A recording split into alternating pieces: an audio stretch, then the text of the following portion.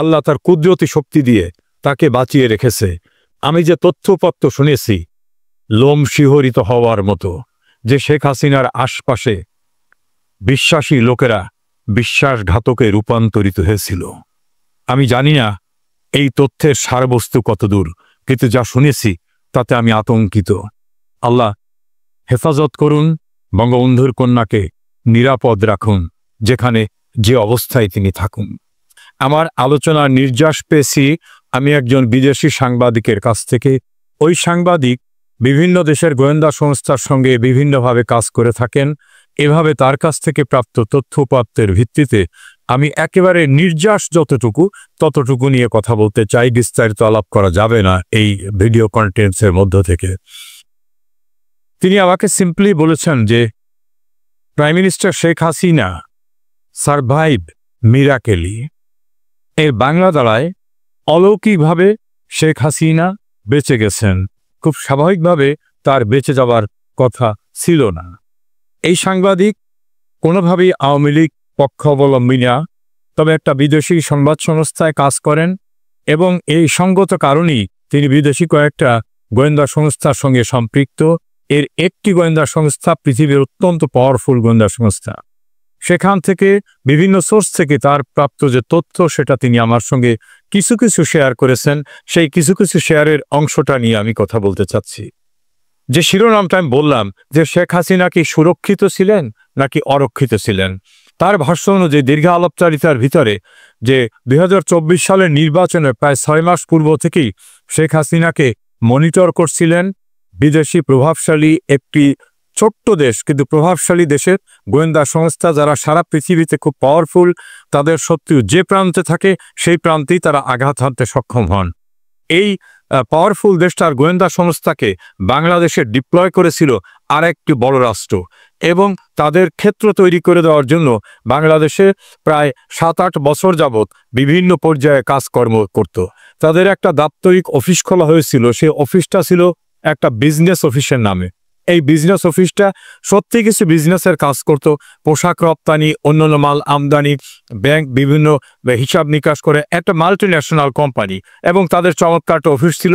তবে সেই অফিসের কাজকর্ম হতো গ্রাউন্ড ফ্লোরে, আর উপরের ফ্লোরগুলো বিভিন্ন গুরুত্বপূর্ণ ব্যক্তিত্বের আসা যাওয়া, এবং বিভিন্ন সময় তারা ডিপ্লোম্যাটিক যে ক্লাব সেই ক্লাবে বসতেন। তবে ক্লাবে তাদের খুব আলাপ আলোচনা হতো না।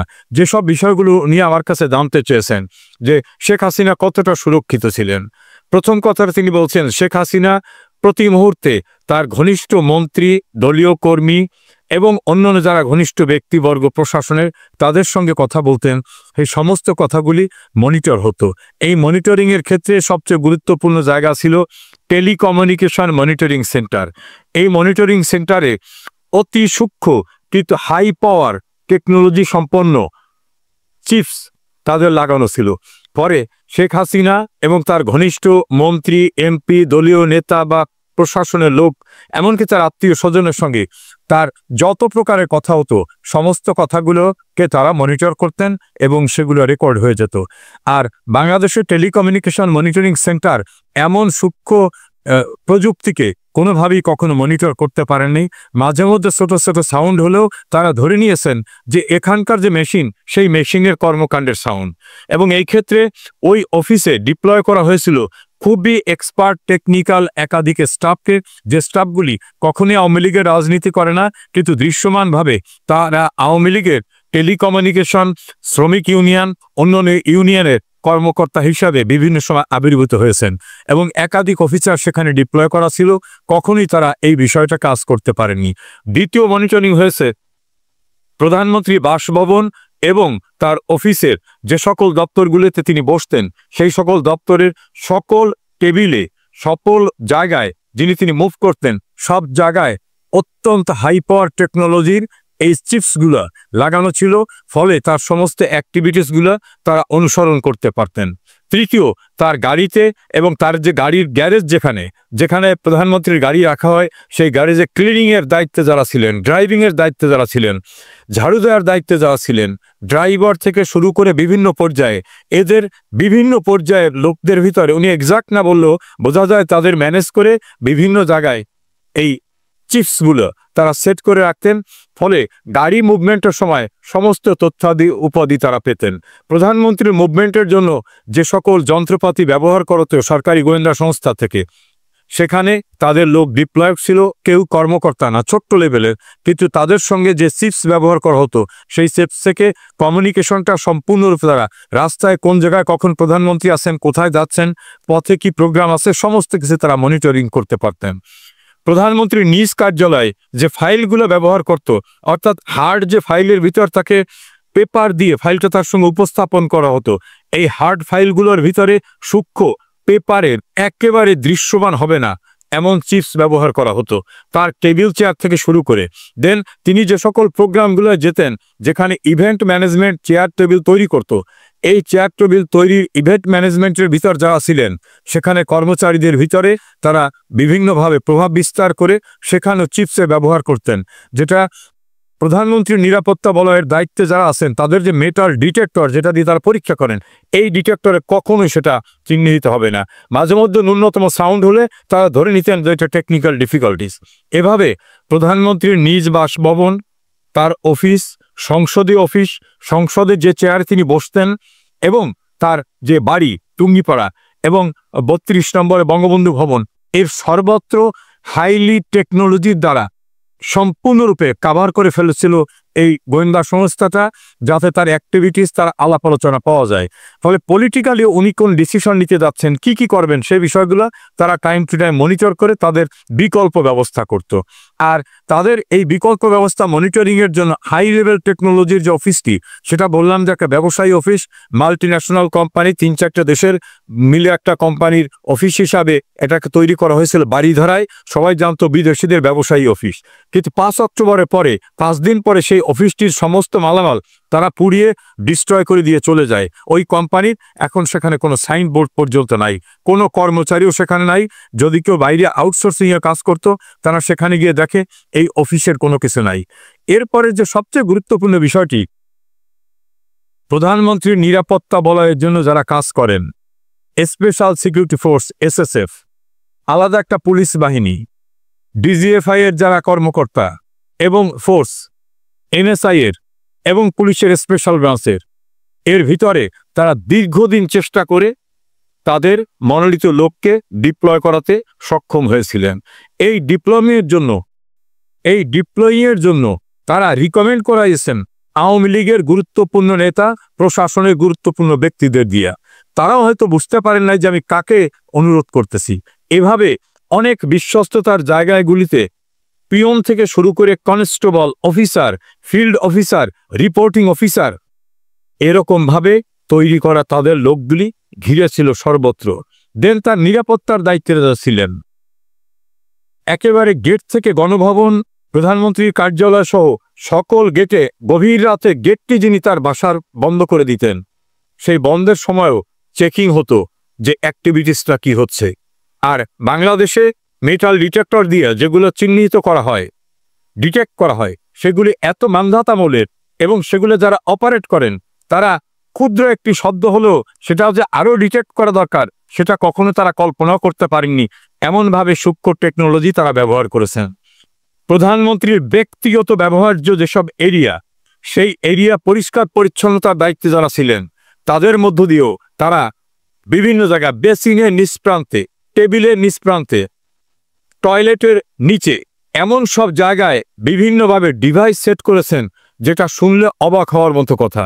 এবং এর মাধ্যমে তারা বলছেন যে বাংলাদেশে তাদের একটা গেটওয়ে ছিল, প্রধানমন্ত্রী রিলেটেড বিষয়গুলো ওই গেটওয়েতে যেত, গেটওয়ে থেকে তারা চেক করে সেইখান থেকে বাইরে পাঠাতো। এখানে একটা পার্ট হতো, সেখান থেকে কোনো রকম এলোমেলো হয়ে গেলে, অস্পষ্ট হয়ে গেলে সেটাকে আবার শক্তিশালী করে তারা আবার ট্রান্সমিট করত কনসার্ন এরিয়ায়। এভাবে প্রধানমন্ত্রীর সমস্ত বলয়গুলি তাদের টেলিকমিউনিকেশন মনিটরিংয়ের আওতায় তারা নিয়ে আসে। দ্বিতীয় নিয়ে আসে NSI, DGFI, special security force, president guard regiment এবং প্রধানমন্ত্রীর কার্যালয়ে যারা অন্যান্যভাবে দায়িত্ব পালন করেন। তার ভাষ্যমতে এর গুরুত্বপূর্ণ অনেকেই সরাসরিভাবে সহায়তা করেছে শেখ হাসিনা বিরোধী আন্দোলনে এবং তার মুভমেন্টে। নেক্সট, যারা বিভিন্ন কারণে তার উপর অখুশি, হয়তো একজন সচিবকে গুরুত্বপূর্ণ পদায়ন হয়নি, একজন সামরিক কর্মকর্তা গুরুত্বপূর্ণ পদায়ন পাননি, পুলিশ কর্মকর্তা পাননি, এনএসআই এর কর্মকর্তা পাননি, একজন নমিনেশন পাননি। এই সকল ব্যক্তিদের সঙ্গে বিভিন্নভাবে সম্পর্ক গড়ে তুলে গদগদ করে তারা সমস্ত কথা বলে দিয়েছেন। কোথায় কি সমস্যা আছে, কি কি হচ্ছে, সমস্ত তথ্যউপাত্ত তাদের কাছ থেকে নিয়েছেন।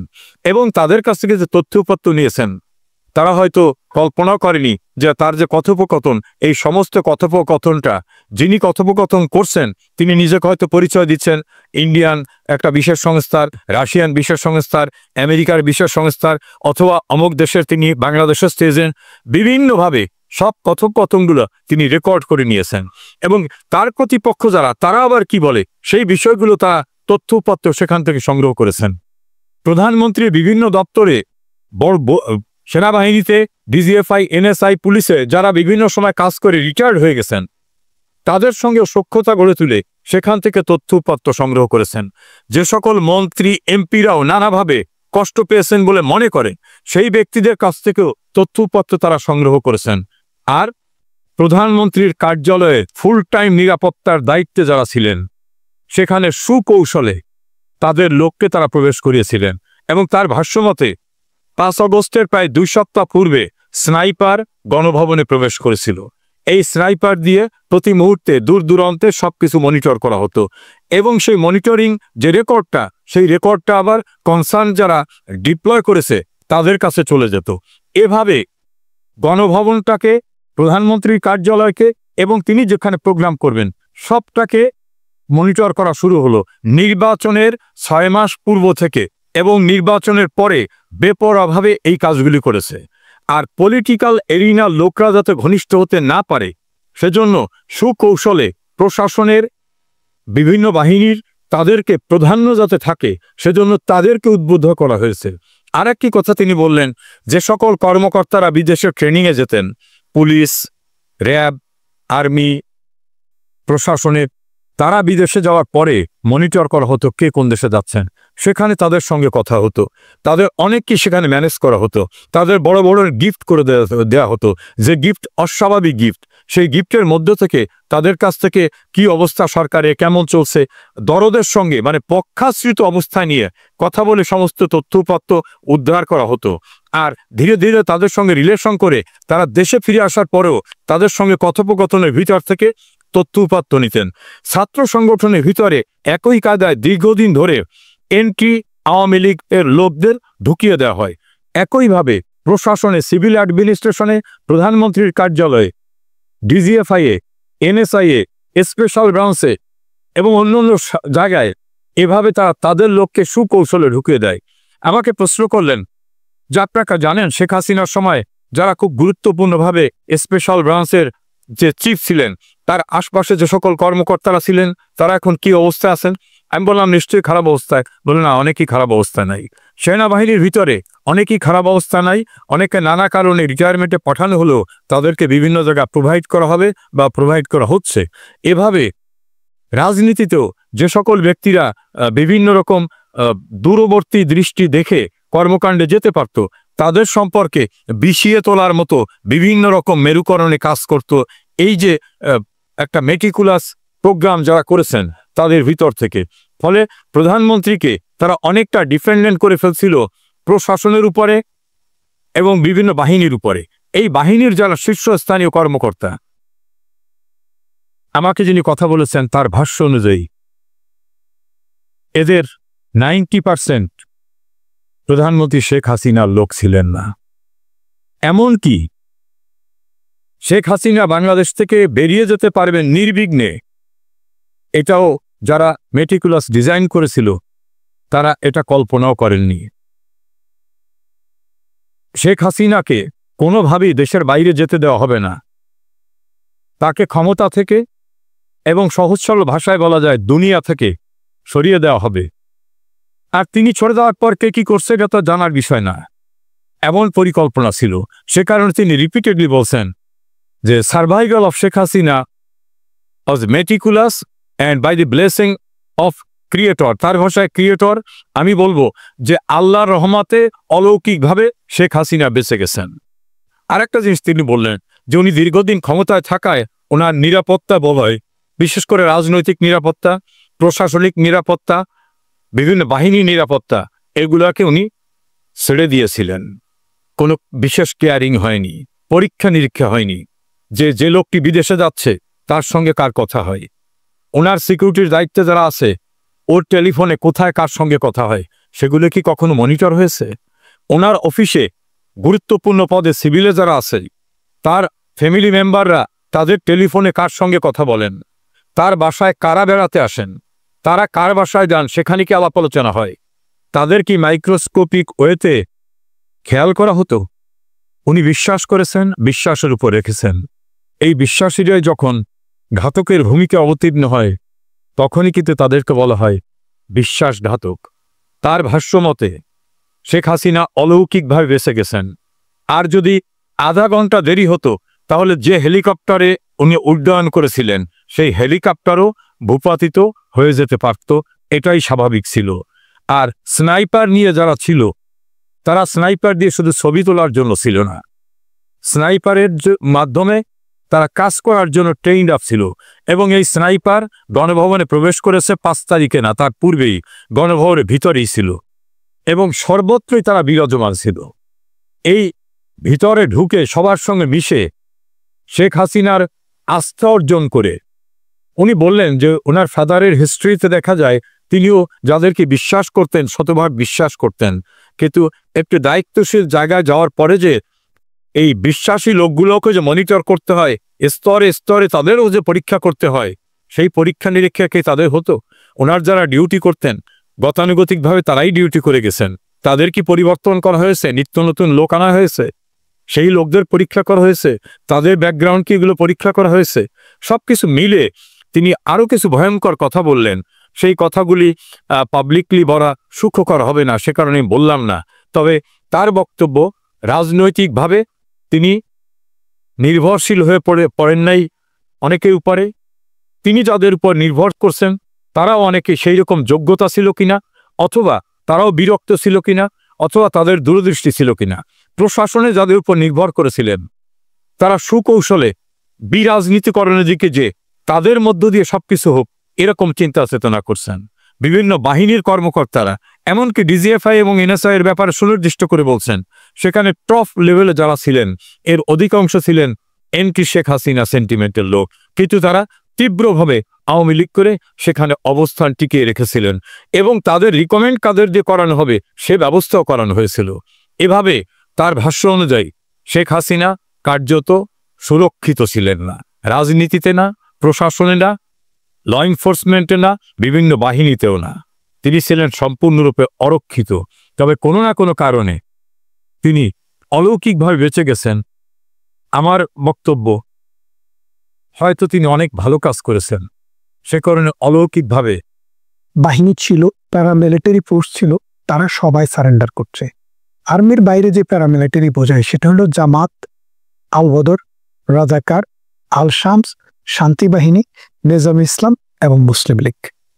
কারণ হচ্ছে তারা 1971 সালে পাকিস্তানের কনসেপ্টে বিশ্বাস করত। তারা কিন্তু কখনো বাংলাদেশ নামে একটি রাষ্ট্রের জন্ম হোক সেটি তারা চায়নি। সুতরাং তাদের পরাজয় পাকিস্তান তত্ত্বের পরাজয়, ধর্মের নামে রাষ্ট্র পরিচালনার পরাজয়। এই পরাজয়ের পর তারা কিন্তু আর থেমে থাকেনি, তারা কিন্তু আস্তে আস্তে শক্তি সঞ্চয় করার চেষ্টা করেছে। 1975 সালে যখন বঙ্গবন্ধুকে হত্যা করা হয় আমেরিকার সহযোগিতায়, সেই হত্যার পর বঙ্গবন্ধুর বিরুদ্ধে এমন কোনো অভিযোগ নেই, মিথ্যা অপবাদ নেই যেটি প্রচার করা হয়নি।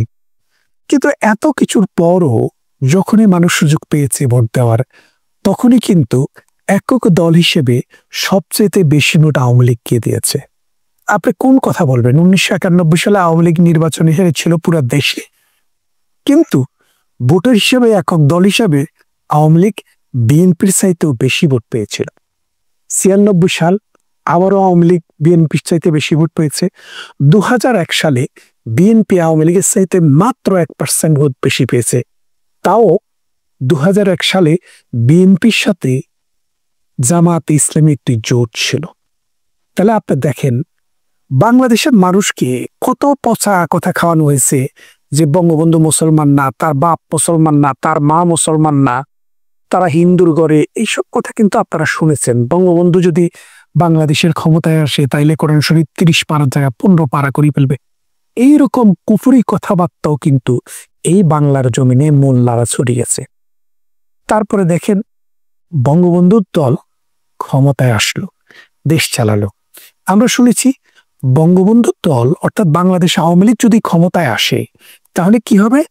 বাংলাদেশ ভারত হয়ে যাবে, মসজিদগুলো আর থাকবে না, সেখানে মন্দির হয়ে যাবে, সেখানে উলুধ্বনি শোনা যাবে। খালেদা জিয়ার নিজের মুখেই কিন্তু এই স্টেটমেন্টটি প্রথম আলো প্রকাশ করেছে এবং বিভিন্ন টেলিভিশনে সেটি দেখা গিয়েছে যে আওয়ামী লীগ সরকার যদি ক্ষমতায় আসে তাহলে মসজিদে আর আজান শোনা যাবে না, উলুধ্বনি শোনা যাবে।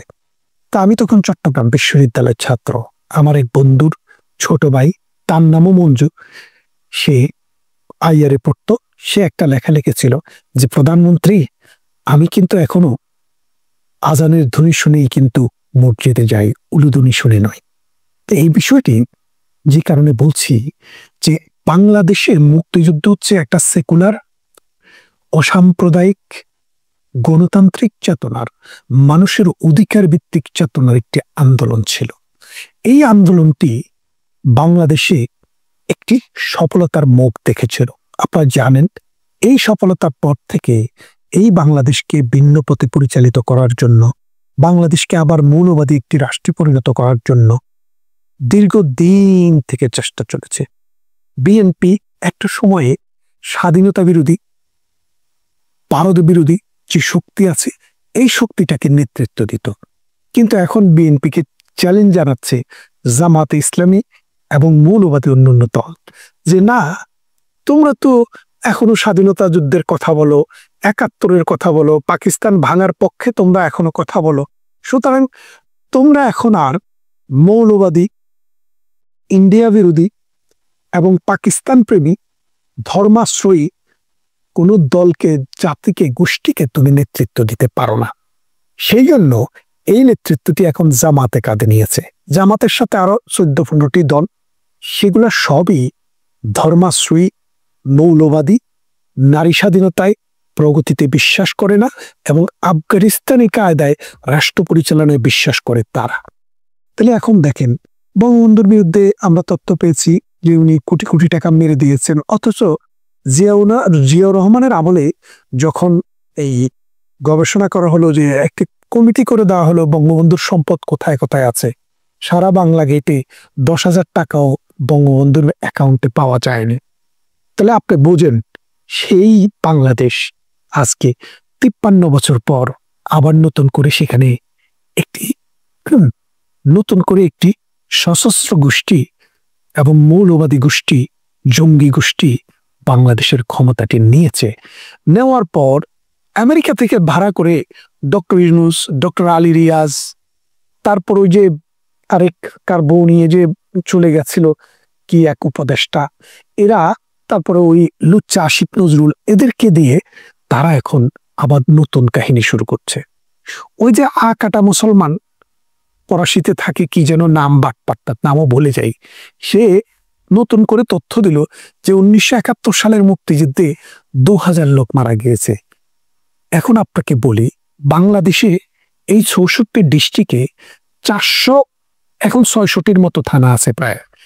আপনাকে শুধু আমার থানার কথা বলি, আমি যেখানে জন্মগ্রহণ করেছি কুমিল্লা জেলার নাঙ্গলকোট উপজেলার রায়কুটি ইউনিয়নের সারিজানিয়া গ্রাম। আমার গ্রামের নাম বললাম কেন করলাম সেটা প্রাসঙ্গিকতা আসেন। আমার মামা, আমার মায়ের আপন ছোট ভাই মান্নান মামা, আমাদের বড় মামা বলি কিন্তু আমার মায়ের ছোট, তো তিনি ছাত্র জীবনে 1971 সালে মুক্তিযুদ্ধে অংশগ্রহণ করেছিলেন এবং তার মামা, গ্রামের বাড়ি পদুয়া, আমার নানার বাড়ি বোমরা বাঙ্গুরদা ইউনিয়ন, আর আমার বায়ের নানার বাড়ি পদুয়া, তার মামা, তার নাম হারুন রশিদ। তারা দুইজন 1971 সালে মহান মুক্তিযুদ্ধে যুদ্ধ করেছিলেন।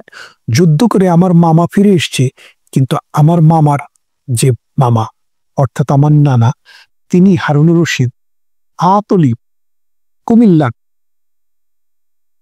উত্তর লাকসাম নামে যে অঞ্চলটি ছিল, লোটাস কামাল যেটির এমপি, লোটাস কামালের বাড়ি থেকে অল্প কিছু দূরে আতলি নামে একটি গ্রাম আছে, সেখানে একটি যুদ্ধে তিনি শাহাদাত বরণ করেন।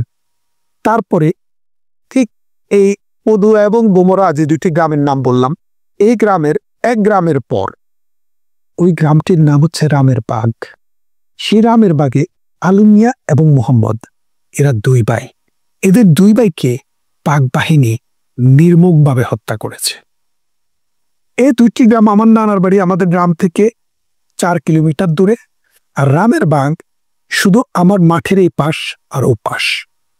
তারপর আসেন আমাদের পাশে আরেকটি গ্রাম, আমার গ্রামের পরের গ্রামটি হচ্ছে লক্ষ্মীপদুয়া, তারপরের গ্রামটি হচ্ছে সুফুয়া।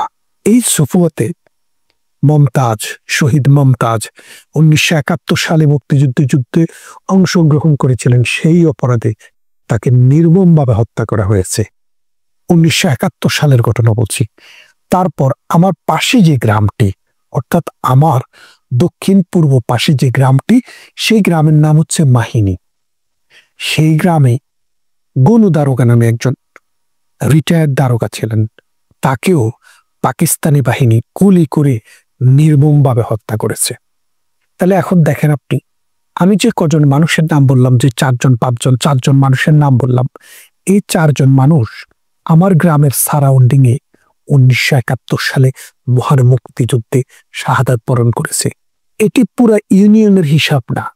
আমি এই কথাটি দিয়ে বোঝাতে চাচ্ছি, আপনারা এই কাটা মুসলমানের কথা নয়, আপনারা যারা সত্যিকারের মুসলমান, সত্যিকারের হিন্দু, সত্যিকারের বৌদ্ধ, সত্যিকারের খ্রিস্টান, যারা 1971-কে দেখেছেন, পাকিস্তানের পন্থী ছিলেন না, তাদের কাছে আপনি এখনো গিয়ে আপনার দাদি থাকলে, দাদা থাকলে, চাচা জ্যাঠা অথবা বাবা মা যদি বয়স্ক হয়, 1971 সালে যদি তাদের বয়স যদি 20 বছর অন্তত হয়ে থাকে, তাদের কাছে গিয়ে একটু খবর নিয়ে দেখেন, প্রত্যেকটি গ্রাম, প্রত্যেকটি ইউনিয়ন, প্রত্যেকটি থানায় মানুষকে হত্যা করা হয়েছে।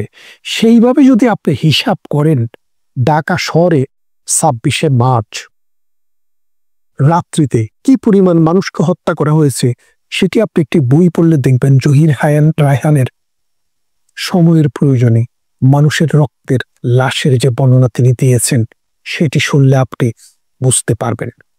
রায়ের বাজারের বদ্ধভূমিতে, ঢাকা শহরে বিভিন্ন যেসব জায়গায় মুক্তিযোদ্ধা মানে সাধারণ মানুষকে, বুদ্ধিজীবীদেরকে যেভাবে হত্যা করে ফেলে রেখেছিল, লাশ যেখান থেকে পাওয়া গিয়েছিল, সেখানে 745 জনের লাশকে ওই অ্যাঙ্কিরে শনাক্ত করা হয়েছিল।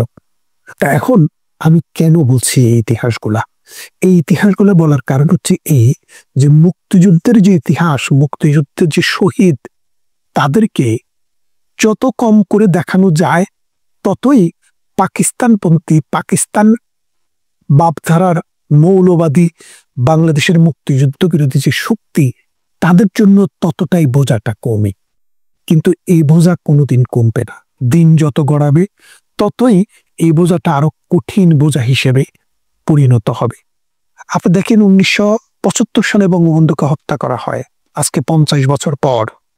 মানুষের দল বন্ধ করার জন্য পুলিশের গাড়ি দিতে হচ্ছে, সেখানে বিএনপির ছাত্রদল, ছাত্র শিবির সেখানে গিয়ে পাহারা বসাতে হচ্ছে। কেন? কারণ মানুষ বঙ্গবন্ধুকে, বাংলাদেশের মানুষ মুক্তিযুদ্ধকে খুবই ভালোবাসে। তাদের সেই ভালোবাসাটার বহিঃপ্রকাশ হচ্ছে এই 32 নম্বরে মানুষের দল। দেখুন, বাংলাদেশে আজকে কিছু কিছু লোক নতুন নতুন ইতিহাস বলছে। কি বলছে? বঙ্গবন্ধু অত উন্নত মানের নেতা ছিলেন না। কে বলেছেন উনি? ওনার নাম হচ্ছে সলিমুল্লাহ খান। নবাব স্যার সলিমুল্লাহ খান কিনা আমি সেটা জানি না। উনার আরো একটি বক্তব্য শুনেছিলাম, তিনি একবার বলেছিলেন ঢাকা বিশ্ববিদ্যালয়ে যারা টিচার, তারা কেউই টিচার হওয়ার নাকি যোগ্য না। আর ঢাকা বিশ্ববিদ্যালয় না, শুধু পাক ভারত উপমহাদেশে যত জ্ঞানী গুণী মানুষ, মহাজন আছেন, যাদের সম্পর্কে কথা বলেছেন, একমাত্র 2 জন ব্যক্তি ব্যতীত, একজন হচ্ছে ঢাকা বিশ্ববিদ্যালয়ের একজন টিচার, তার নামটি হচ্ছে সর্দার ফজলুল করিম, আরেকজন হচ্ছে আব্দুর রাজ্জাক, এই দুইজন। আর তার একজন গুরু আছে, তার নাম হলো যদ্যপি আমার গুরু আহমেদ সপা। এই তিনজন মানুষ সম্পর্কে ওনার নেগেটিভ বাক্য আমি খুব একটা শুনিনি, কিন্তু এই ছাড়া বাংলাদেশে আর কোনো মানুষই তার চোখে ভালো মানুষ না। এখন আমি মানুষের মত প্রকাশের স্বাধীনতার প্রতি শ্রদ্ধা করি, কিন্তু একটা মানুষ যখন কোনো ব্যক্তিকে ছোট করার চেষ্টা করেন, সেটাকে আমি মত প্রকাশের স্বাধীনতা বলবো না, সেটা বলবো বুদ্ধিভিত্তিক বেশ্যাবৃত্তি। এই বুদ্ধিভিত্তিক বেশ্যারা কালার বদলাইয়া গিরিগিটির মতো থাকে, যখন সময় আসে নিজের কালারটা তখন মানুষকে চেয়ে নেয়। মানে এমন একটা ভাব যে গ্রিক সাহিত্য, গ্রিক মিথোলজি, ফরাসি সাহিত্য, ফ্রান্সের ইতিহাস সবকিছু তার লোকদর্পণে। শুধু যে ইতিহাসটার ভেতরে তিনি কখনো ঢোকেননি, সেটি হলো বাংলাদেশের সত্যিকারের অসাম্প্রদায়িক চেতনার মুক্তিযুদ্ধের ইতিহাস। এই মুক্তিযুদ্ধকে বিতর্কিত করার জন্য একটি জায়গাকে তারা বেছে নিয়েছে, সেটি কোথায়? বঙ্গবন্ধু শেখ মুজিবুর রহমান। একটা জিনিস মনে রাখেন, মুক্তিযুদ্ধ হয়েছে বঙ্গবন্ধু শেখ মুজিবুর রহমানের নামে, এবং মুক্তিযুদ্ধের যে প্রেক্ষাপট সেটি তৈরি করে দিয়েছে বঙ্গবন্ধু শেখ মুজিবুর রহমান। কিন্তু 1971 সালে যখন মুক্তিযুদ্ধ সংগঠিত হয়, তখন তিনি পাকিস্তানের কারাগারে অন্তরীণ ছিলেন। তাহলে খেয়াল করে দেখেন, এই বঙ্গবন্ধুকে ছোট করতে গিয়ে মুক্তিযুদ্ধকে ছোট করে। এবং আরো একটি বিষয় দেখেন, বাংলাদেশের মুক্তিযুদ্ধের আলোচনা যেখানে হয়, এখানে দুইটা গ্রুপ দেখবেন, একটা হলো আর্মি পার্সোনাল, আরেকটি হচ্ছে মানে সিভিলিয়ান। এই সিভিলিয়ানরা কখনো আর্মিদের ন্যারেশনে কথা বলেনি, আর আর্মিরা কখনো সিভিলিয়ানদের ন্যারেশনে কথা বলেননি। এর কারণ কি? এর কোনো একটা কারণ নিশ্চয়ই আছে। সেই বিষয়টি নিয়ে আমি একটু পড়াশোনা করার চেষ্টা করেছিলাম। এর মূল কারণটি হচ্ছে যে পাকিস্তানের যে সেনাবাহিনী, তারা সরকারের চাকরি করতেন। তারা যখন সরকারের চাকরি করতেন, আর মাঠে ময়দানে যুদ্ধ করেছেন কারা, মাঠে ময়দানে লড়াই করেছেন কারা? 1952 সালের ভাষা আন্দোলন, 66 6 দফা আন্দোলন, 69-এর গণ অভ্যুত্থান, 70-এর নির্বাচন, এগুলোতে কারা নেতৃত্ব দিয়েছেন? জনগণ। সেটা আওয়ামী লীগ বলেন বা অন্য যাই বলেন, মানুষ, সাধারণ মানুষ, রাজনৈতিক কর্মী, রাজনীতিবিদ। এই রাজনীতিবিদদের এই আন্দোলনের সাথে যখন একটা চরম পর্যায়ে, চূড়ান্ত পর্যায়ে আসে, তখন আর্মিরা গিয়ে এক হয়। এই আর্মিরা গিয়ে এক হয়ে তারা কিন্তু এই যুদ্ধটি 9 মাসের যুদ্ধ হিসেবে দেখেন। কিন্তু আসলে বাংলাদেশের স্বাধীনতার যে সংগ্রাম, এটি 9 মাসের যুদ্ধ নয়। আপনারা একটা বিয়ের অনুষ্ঠান দেখেন, বিয়ের অনুষ্ঠানে বৈরাত আসে, ওই বিয়ের অনুষ্ঠানের দিনটাই শুধু তারা দেখে। কিন্তু এর আগে মেয়ে খোঁজা, ছেলে খোঁজা, ঘটক ধরা, বিয়ের কথাবার্তা হওয়া, টাকা পয়সা, লেনদেন, খাবারের আয়োজন, নানান কিছু থাকে। এগুলা কিন্তু মানুষ যারা বৈরাত আসে, তাদের ভাগ্যে কিন্তু কখনো এটা দেখা হয় না, তারা কখনো দেখে না। তাই বলছি যে বাংলাদেশের যে মুক্তিযুদ্ধ, এই মুক্তিযুদ্ধে আর্মিরা যুদ্ধ করেছে, সেনাবাহিনী যুদ্ধ করেছে যারা, তাদের প্রতি আমার শ্রদ্ধা আছে, তাদেরকেও আমি মুক্তিযুদ্ধ বলে মনে করি। কিন্তু সত্যিকার অর্থে তাদের যে ন্যারেশন, তাদের যে দৃষ্টিভঙ্গি, তাদের যে দেখা, সেটা পূর্ণাঙ্গ মুক্তিযুদ্ধ দেখা নয়। মুক্তিযুদ্ধ দেখতে হলে দেখতে হবে যে শ্রমিক, যে মেহনতি মানুষ, যে জেলে, যে কামার, যে কুমার 52-এর ভাষা আন্দোলনে বুক পেতে দিয়েছে, 69-এর গণ অভ্যুত্থানে যে বুক পেতে দিয়েছে, 6 দফার আন্দোলনে যে অগ্রভাগী ছিল, 70-এর নির্বাচনে যে পতাকা নিয়ে নিয়ে ঘুরেছে, 71-এর মহান মুক্তি সংগ্রামের আগে 7 মার্চের ভাষণে যে 10 মাইল হেঁটে গিয়ে অংশগ্রহণ করেছে।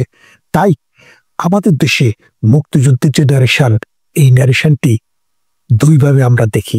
সেনাবাহিনী একভাবে বলে, আর জনগণ অন্যভাবে বলে। কেন? সেই বিষয়টি নিয়ে পরবর্তী ভিডিওতে কথা বলবো।